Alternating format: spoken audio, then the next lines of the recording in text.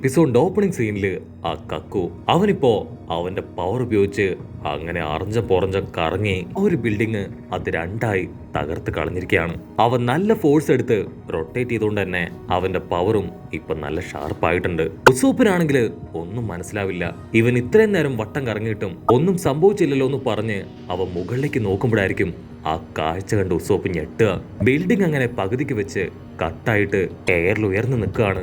ജബറയ്ക്കാണെങ്കിൽ ഇപ്പൊ കക്കുവിനോട് ഒരുപാട് ദേഷ്യം വരും. ജബറ കക്കുവിനോട് പറയും, യു ആർ അൺബിലീവബിൾ.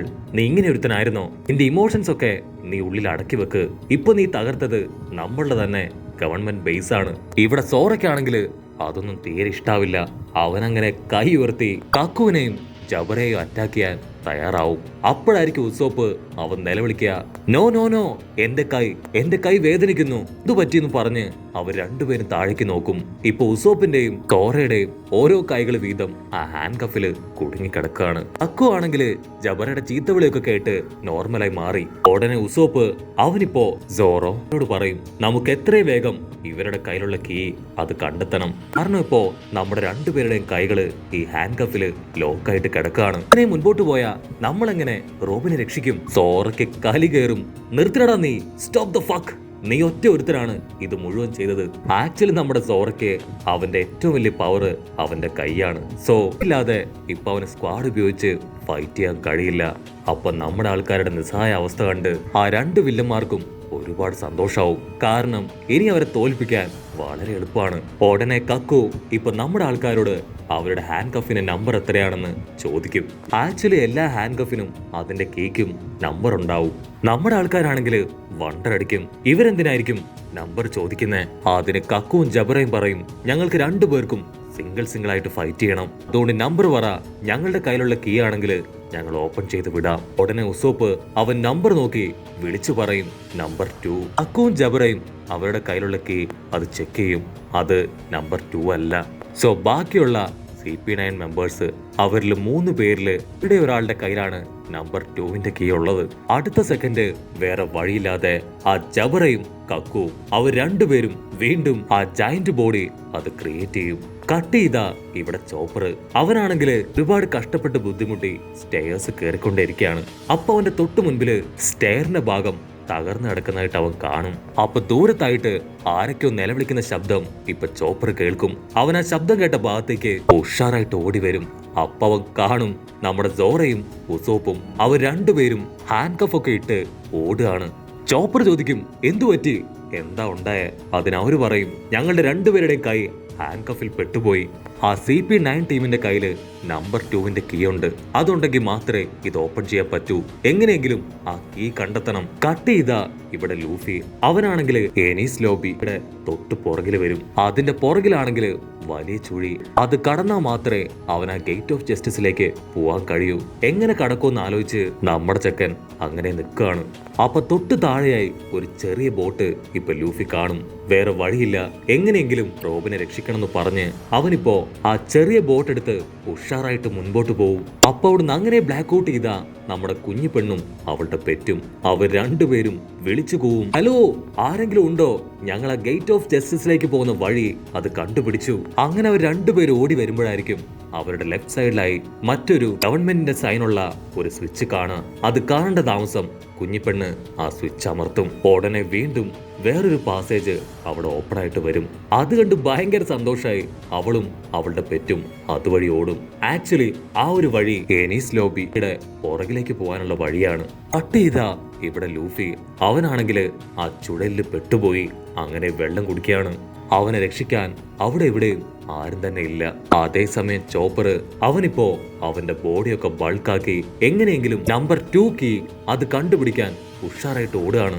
ചോപ്പർ ആദ്യം അന്വേഷിച്ചു പോവാ സാഞ്ചി ആയിരിക്കും. കാരണം അവൻ ഉറപ്പായിട്ടും ഓപ്പണന്റിനെ ഫൈറ്റ് ചെയ്ത് തോൽപ്പിച്ച് ആ കീ എടുത്തിട്ടുണ്ടാവും എന്നായിരിക്കും അവൻ ഉറച്ചു വിശ്വസിക്കുക. പക്ഷെ റിയാലിറ്റിയില് നമ്മുടെ സാഞ്ചി അസിസ്റ്റന്റ് പെണ്ണിന് ചായയൊക്കെ വെച്ച് കൊടുത്തോണ്ടിരിക്കുകയാണ്. കട്ട് ചെയ്ത മറ്റൊരു ഭാഗത്ത് ആ മുടിയൻ അവനാണെങ്കിൽ അവന്റെ മുടി ഉപയോഗിച്ച് നാമിയുടെ കൈയും കാലൊക്കെ ലോക്ക് ചെയ്ത് അങ്ങനെ പിടിച്ചു വലിക്കും. അവനൊരു റാഡ് എടുത്ത് അവളുടെ പുറകിൽ കുത്താൻ ശ്രമിക്കും. പക്ഷെ ജസ്റ്റ് മിസ്സിന് അവൾ ഓവർകോട്ട് അയച്ച് അവിടുന്ന് രക്ഷപ്പെട്ടു പോകും. നാമിക്കാണെങ്കിൽ എന്താ ചെയ്യേണ്ടതെന്ന് അറിയില്ല. വേറെ വഴിയില്ല. രക്ഷിക്കടാ എന്ന് നിലവിളിച്ച് അവൾ 100-110 അവിടുന്ന് ഓടാൻ തുടങ്ങും. കട്ട് ചെയ്ത ഇവിടെ ഫ്രാങ്കി അവനാണെങ്കിൽ അവന്റെ അയൺ ബോഡി ഉപയോഗിച്ച് ആ സിബ്ബനെ അവൻ അറഞ്ചം പുറഞ്ചം പഞ്ച് ചെയ്തോണ്ടിരിക്കുകയാണ്. സിബ്ബനാണെങ്കിൽ ഷോക്കാവും. ഇവൻ ഇത്രയും പവർ ഉണ്ടായിരുന്നോ, എന്നെ കൊണ്ട് ഇവന്റെ മുമ്പിൽ പിടിച്ചു നിൽക്കാൻ കഴിയില്ല എന്ന് പറഞ്ഞ് സിബ്ബനാണെങ്കിൽ ഇപ്പോ പതിയെ പുറകോട്ട് വലിയാൻ തുടങ്ങും. മറ്റൊരു ഭാഗത്ത് നമ്മുടെ സാഞ്ചി അവൻ 3ാമത്തെ ടീ കപ്പും കുടിച്ചു കഴിയുമ്പോഴായിരിക്കും അവന് റോബിനെ കുറിച്ച് ഓർമ്മ വരിക. ഓ മൈ ഗോഡ്, ഞാൻ ഇത്രയും വലിയ മണ്ടനായിരുന്നോ?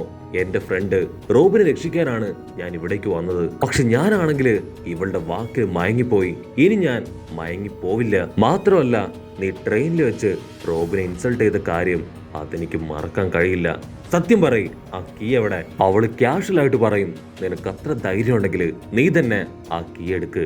ആ കീ ഞാൻ എന്റെ ബോഡിയിൽ തന്നെയാണ് ഒളിപ്പിച്ച് വെച്ചിരിക്കുന്നത്. അത് കേൾക്കേണ്ട താമസം സാഞ്ചി. അവൻ ചാടി വന്ന് അവളുടെ ബോഡിയിൽ ടച്ച് ചെയ്യാൻ ശ്രമിക്കും. പക്ഷെ അപ്പോഴേക്കും അവള് കൈ ചുരുട്ടി ഒരൊറ്റ ഇടി. ആ ഒരു ഇടിയില് ചോര തുളുമ്പി അവൻ തെറിച്ചുപോയി അടിച്ചു വീഴും. ഇപ്പൊ സാഞ്ചിയുടെ മനസ്സിൽ റോബിൻ മാത്രമേ ഉള്ളൂ. അവള് പതിയെ പതിയെ അങ്ങനെ മരണം നോക്കി നടന്നു നീങ്ങുന്ന ആ ഒരു മൊമെന്റ്, അവൾ ആ ഗേറ്റ് ഓഫ് ജസ്റ്റിസ് അത് കടക്കുന്നതിന് മുൻപ് ആ ഒരു കീയുമായി എനിക്ക് അവിടേക്ക് പോയേ പറ്റൂ. അതിന് അസിസ്റ്റന്റ് പെണ്ണ് ചിരിക്കും. നിങ്ങളെ കൊണ്ട് ഒരിക്കലും അതിന് കഴിയില്ല. ഞാനൊരു പെണ്ണാണെന്നോർത്ത് ഒരു തരത്തിലുള്ള കൺസിഡറേഷൻ ഒന്നും നീ എനിക്ക് തരണ്ട. ഞാൻ അങ്ങനെ ഒരു സിറ്റുവേഷനിലല്ല വളർന്നു വന്നത്. PP9 ടീമിന് കിട്ടിയ ഇൻഫർമേഷൻ അതനുസരിച്ച് ഞാൻ ഓരോ കാര്യങ്ങൾ ചെയ്യുന്നു എന്ന് മാത്രം. ഞങ്ങൾക്ക് കിട്ടിയ ഇൻഫർമേഷൻ നിങ്ങളെ കൊല്ലണം എന്നാണ്. അത് ഭംഗിയായി ഞങ്ങൾ എല്ലാവരും ചേർന്ന് ചെയ്തിരിക്കുമെന്ന് പറഞ്ഞ് അവളിപ്പോ എഴുന്നേറ്റ് നിൽക്കും. സാഞ്ചി ഒന്നും നോക്കില്ല. അവളുടെ അടുത്തേക്ക് വീണ്ടും ഓടി അടുക്കും. ഉടനെ അവൾ അവളുടെ പവർ ഉപയോഗിച്ച് സാഞ്ചി അടിക്കാനായിട്ട് തുടങ്ങും. അവൻ സൈഡിൽ ശബ്ദം ഉണ്ടാക്കി വെട്ടിത്തിരിപ്പിച്ച് അവളുടെ ഓരോ പഞ്ചിൽ നിന്നും രക്ഷപ്പെട്ടുകൊണ്ടേയിരിക്കും. എന്നിട്ട് അങ്ങനെ കറങ്ങി വന്ന് അവളുടെ കാലിൽ ചവിട്ടാൻ ശ്രമിക്കും. പക്ഷെ ചവിട്ടില്ല. അവൾ വീണ്ടും പഞ്ച് ചെയ്യുമ്പോ ആ പഞ്ച് തട്ടി മാറ്റി അവളുടെ മുഖത്തിടിക്കാൻ ശ്രമിക്കും. പക്ഷെ ഇടിക്കില്ല. നീ ഒരു ലേഡിയാണ്, ഞാൻ ഇന്നേ വരെ ഒരു ലേഡീസിനെ തല്ലിയിട്ടില്ല എന്നവൻ പറയുമ്പോഴേക്കും അവൾ കൈ നീട്ടി അവന്റെ മുഖത്ത് ആഞ്ഞൊരടി. നമ്മുടെ ചെക്കന്റെ മുഖം പുകഞ്ഞു പോവും. സാഞ്ചിക്ക് മനസ്സിലാവും ഇവളോട് കഥാപ്രസംഗം പറഞ്ഞിട്ട് യാതൊരു കാര്യവുമില്ല. ഒരടിയെങ്കിലും ഇവൾക്ക് കിട്ടിയാലേ ഞാൻ ആരാണെന്ന് ഇവൾക്ക് മനസ്സിലാവുന്നു പറഞ്ഞ് സാഞ്ചി ഓടി വന്ന് അവളുടെ മുഖത്തൊരിടി. എന്നിട്ട് വീണ്ടും പറയും, ഞാൻ നിന്നെ ഇടിച്ചു കഴിഞ്ഞു, നീ തോറ്റു, ഇനിയെങ്കിലും ആ കീ എനിക്ക് താ. അവൾക്കാണെങ്കിൽ സാഞ്ചിയുടെ കളിയൊക്കെ കണ്ട് ഭയങ്കരമായിട്ട് ഇൻസൾട്ട് ഫീൽ ആവും. അവൾ ഫിംഗർ പിസ്റ്റൽ അറ്റാക്ക് ഉപയോഗിച്ച് അവനെ അടിച്ച് തെറിപ്പിക്കും. എന്നിട്ട് ഫുൾ കലിപ്പില് അവനോട് പറയും, ഇത് ഗെയിം ഒന്നും അല്ല, ഇത് റിയൽ ഫൈറ്റ് ആണ്. നിനക്ക് ആവശ്യമാണെങ്കിൽ ഞാനുമായിട്ട് ഫൈറ്റ് ചെയ്ത് ജയിച്ച് ആ കീ സ്വന്തമാക്ക്. അതല്ല നിനക്ക് ജീവിക്കണം എന്ന് ആഗ്രഹം ഉണ്ടെങ്കിൽ ഇപ്പൊ തന്നെ ജീവനും കൊണ്ട് ഓട്. അത് കേട്ട് കൺട്രോൾ പോയ സാഞ്ചി അവൻ ഓടി വന്ന് ആഞ്ഞൊരു ഇടിയിടിക്കും. കട്ട് ചെയ്താ ഇവിടെ നാമി. അവളാണെങ്കിൽ പേടിച്ചു വരച്ച് എവിടെ ഒളിച്ചിരിക്കുകയാണ്. ശബ്ദം ഒന്നും ഉണ്ടാക്കാതെ അവൾ ചുറ്റും പുറം നോക്കും. ആ മുടിയൻ വില്ലൻ അവൻ അടുത്തെവിടെയെങ്കിലും ഉണ്ടോ എന്ന്. എന്നിട്ട് വീണ്ടും അവൾ കാര്യമായിട്ട് വന്ന വഴിയിലേക്ക് തന്നെ നോക്കി നിൽക്കുകയാണ്. അപ്പ അവിടുന്ന് അങ്ങനെ സൂം ഔട്ട് ചെയ്ത അവളുടെ തൊട്ടു പുറകില് ആ വില്ലൻ അവൻ അങ്ങനെ നിൽക്കും. നാമി എന്തെങ്കിലും ചെയ്യുന്നതിനുള്ളില് അവൻ അവന്റെ മുടി വെച്ച് അവളുടെ കൈയും തലയും കാലും അടക്കം ലോക്ക് ചെയ്യും. നാമി ആണെങ്കില് ജീവൻ പോയി നിലവിളിക്കും. പക്ഷേ ഇനി അവളെ കൊണ്ട് ഓടാൻ കഴിയില്ല. സോ മരിക്കാൻ തയ്യാറായിക്കോന്ന് പറഞ്ഞ് അവൻ ആ റാഡ് എടുത്ത് കുത്താൻ പോവാണ്. നാമി കണ്ണൊക്കെ അടച്ച് പ്രാർത്ഥിച്ച് മരിക്കാൻ തയ്യാറാവും. അവൻ അങ്ങനെ ക്ലോസ് എത്തി ആ റാഡ് കൊണ്ട് കുത്താൻ വരുമ്പോഴായിരിക്കും കറക്റ്റ് ടൈമില് നമ്മുടെ ചോപ്പർ അവനെ എടുത്തു ചാടി ഒരൊറ്റ ഇടി. ആ ഒരു ഇടിയില് അവൻ തെറിച്ചു പോവും. നാമിയാണെങ്കിൽ സേഫായി താഴെ വീഴും. ചോപ്പർ നാമിയുടെ കൈ പിടിച്ച് പറയും, നാമി ഓടിക്കോ, അവൻ വരുന്നതിന് മുൻപ് നമുക്ക് രക്ഷപ്പെടണം.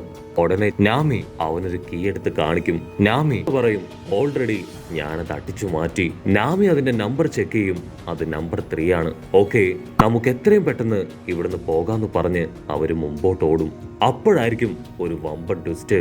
ഒരുപാട് അടി കിട്ടിയൊക്കെ കിട്ടി സാക്ഷാൽ സാഞ്ചി അവൻ താഴേക്ക് വീണ് കിടക്കുകയാണ്. ചോപ്പറും നാമിയും അവന്റെ അടുത്തേക്ക് ഓടി വരും. അവന്റെ കൈക്ക് പിടിച്ച് ചോദിക്കും, എന്തു പറ്റി, എന്താ ഉണ്ടായേ? അവൻ തകർന്ന മനസ്സോടെ പൊട്ടിക്കരഞ്ഞോണ്ട് പറയും, എന്നെ കൊണ്ട് ആ കീ കണ്ടുപിടിക്കാൻ കഴിഞ്ഞില്ല. ചോപ്പർ ആണെങ്കിൽ അവനെ തിരിച്ചിട്ട് ട്രീറ്റ്മെന്റ് കൊടുക്കാൻ തുടങ്ങും. നാമി നൈസായിട്ട് ഇപ്പൊ മുകളിലേക്ക് നോക്കും. അപ്പൊ അവള് കാണും ആ അസിസ്റ്റന്റ് പെണ്ണ്. നാമിക്ക് പിടികിട്ടും അവളൊരു പെണ്ണായതുകൊണ്ട് തന്നെ സാഞ്ചി കറക്റ്റ് ആയിട്ട് ഫൈറ്റ് ചെയ്ത് കാണില്ല. അവള് വമ്പം കലിപ്പില് അവനോട് ചോദിക്കും, നീ അവളുമായിട്ട് സീരിയസ് ആയി ഫൈറ്റ് ചെയ്തില്ല അല്ലേ? അതിനവൻ പറയും, ഒരു പെണ്ണിനെ ഇടിക്കാൻ എന്റെ മനസാക്ഷി അനുവദിക്കുന്നില്ല, അതിലും നല്ലത് ഞാൻ മരിച്ചു പോകുന്നതാണ്. നാമി അവന്റെ തലയ്ക്ക് 5-6 അടി. ഞാൻ നിന്നെ പോലെ വിഡ്ഢിയല്ല, ഇവളുമായിട്ട് ഞാൻ ഫൈറ്റ് ചെയ്യും, ഞാൻ ആരാണെന്ന് അവൾക്ക് കാണിച്ചു കൊടുക്കുമെന്ന് പറഞ്ഞ് ഇപ്പൊ നാമി അവളെ അസിസ്റ്റന്റ് പെണ്ണിനെ ഇടിക്കാനായിട്ട് റെഡിയായി കഴിഞ്ഞു. അതിന് അസിസ്റ്റന്റ് പെണ്ണ് കാലിഫ അവള് ചിരിച്ച് വമ്പ സ്റ്റൈലായി നിൽക്കുന്നതോട് കൂടെ ഈ ഒരു എപ്പിസോഡും അവസാനിക്കുന്നു. എപ്പിസോഡ് ഇഷ്ടപ്പെടുകയാണെങ്കിൽ തീർച്ചയായിട്ടും ലൈക്ക് ചെയ്യാനും കമന്റ് ചെയ്യാനും ഷെയർ ചെയ്യാനും മറക്കല്ലേ. അടുത്തൊരു അടിപൊളി എപ്പിസോഡുമായിട്ട് കാണുന്നവരെ it's me with Mallu episode.